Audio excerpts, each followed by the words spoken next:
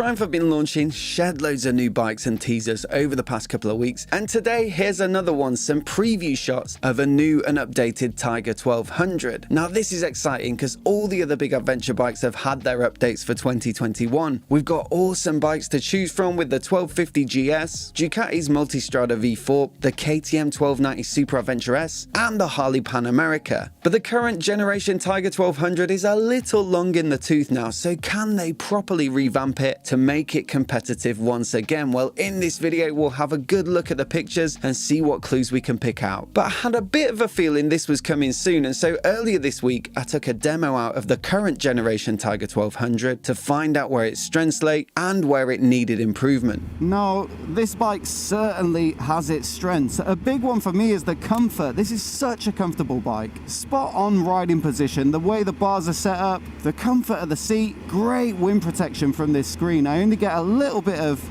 well, I can feel a light grazing of wind here on my forearms, but otherwise I can't feel a thing. And then you've got the electronically adjustable suspension. It's WP Apex, I believe, but it's Triumph's own system. TSAS, Triumph Suspension Adapting System. I made that up. So yeah, it doesn't really feel like they've got a great deal to do when it comes to comfort levels. The other thing is the engine as well. It's absolutely cracking, this 1200 triple. Lots and lots of power there. I was really surprised at just how quick this bike is, especially given its weight. Just listen to it. In the same way that the Tiger 800 is a bit like an adventure street triple, this feels like an adventure speed triple.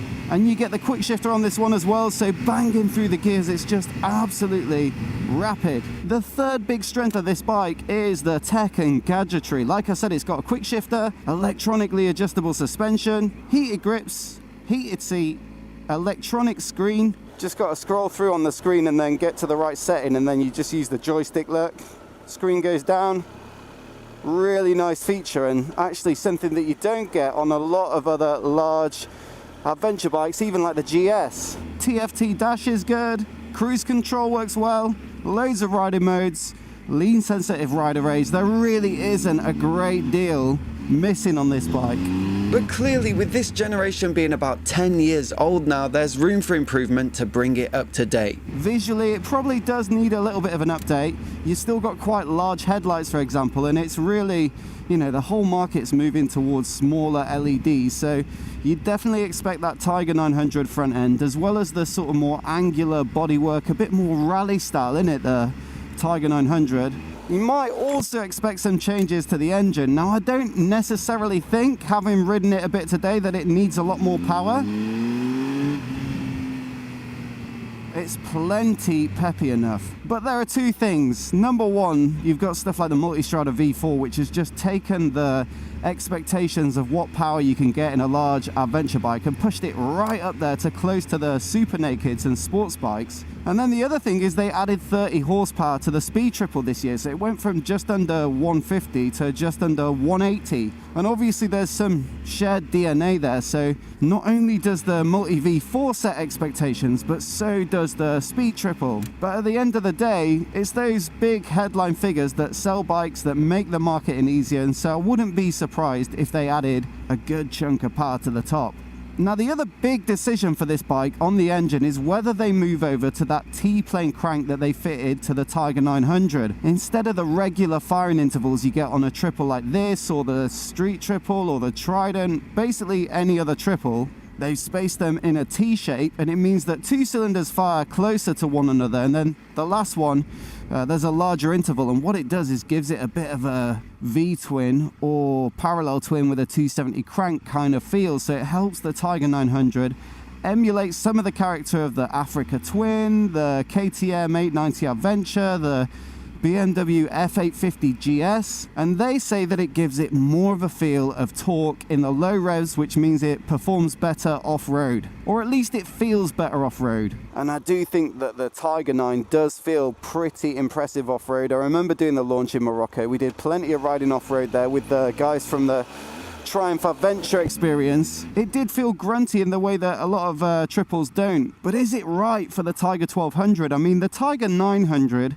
you can conceivably expect some people to take it off-road. But this, really, most of them are going to be doing big touring miles, where a smoother engine might actually be preferable. So that's a tough call for them, you know? Do they go after the KTM sort of 1290 Super Adventure vibe and give it more of that V-twin feel, or do they play to the strengths of the triple, which is much smoother than that sort of big thumpy twin? The last thing is the tech, and like I say, it's absolutely stacked with tech already. The Speed Triple was the same. It was almost like, well, what can you add to a bike that has all the riding modes, lean sensitive rider aids, keyless, cruise control, all that good stuff? They did manage to integrate the fuel filler cap into the keyless system. I definitely expect that for the next Tiger 1200. But otherwise, it's going to have to be something big like radar cruise control. Now, I haven't really seen any clues or hints to suggest that might be the case. There haven't been any spy shots of bikes, I don't think, with a radar on the front or even a blank for a radar.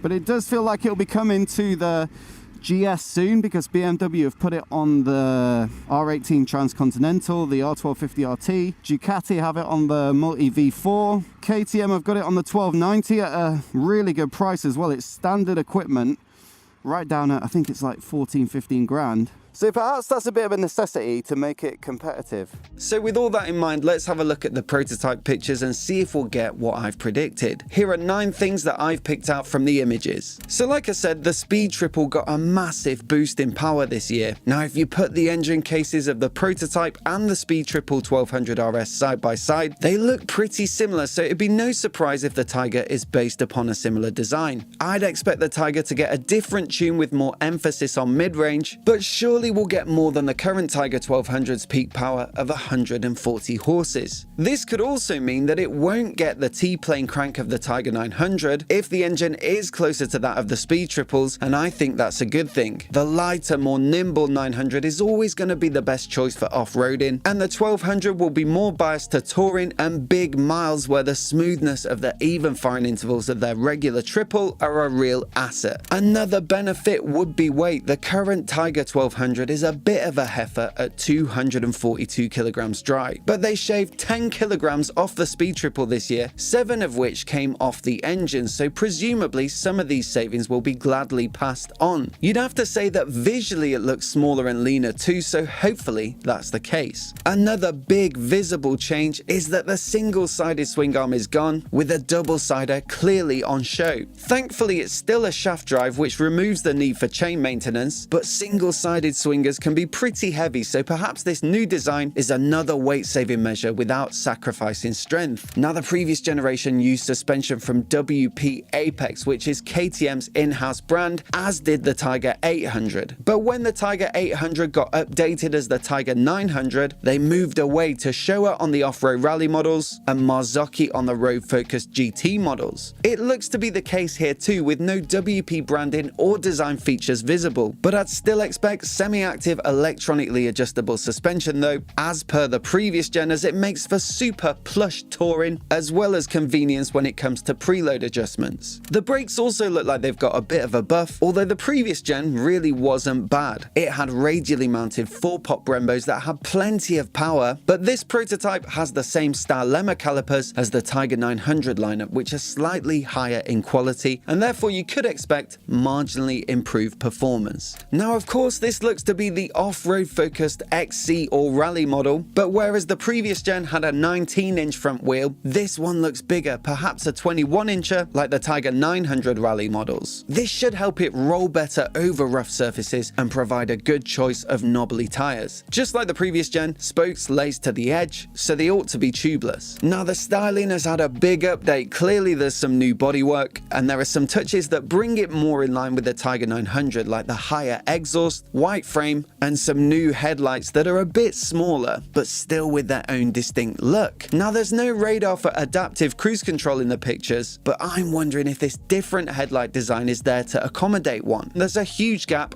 right where the other adventure bikes like the KTM 1290 or Multistrada V4 both house theirs. Surely that's going to be the case here, but perhaps they're reserving it for the road-focused XR or GT models. Last up, the 5-inch TFT display of the previous generation will almost certainly make way for a bigger slab like the 7-inch screen on the Tiger 900, which is excellent. I'd fully expect phone connectivity as standard for taking calls, messages, controlling media, and sat-nav prompts. There are no pictures of the prototype's dash or cockpit, but this one's just a given. So that's what we can see and some of my predictions. I'd love to know what you think I got right, what you think I got wrong, and what you think the new Tiger 1200 needs in order to be competitive down in the comments below. I always love hearing your thoughts, so do let me know. And if you're new here and you want to see more videos like this, I'm sure I'll be heading up to see the Tiger 1200 in the flesh soon. Then do hit subscribe, and I'll catch you next time.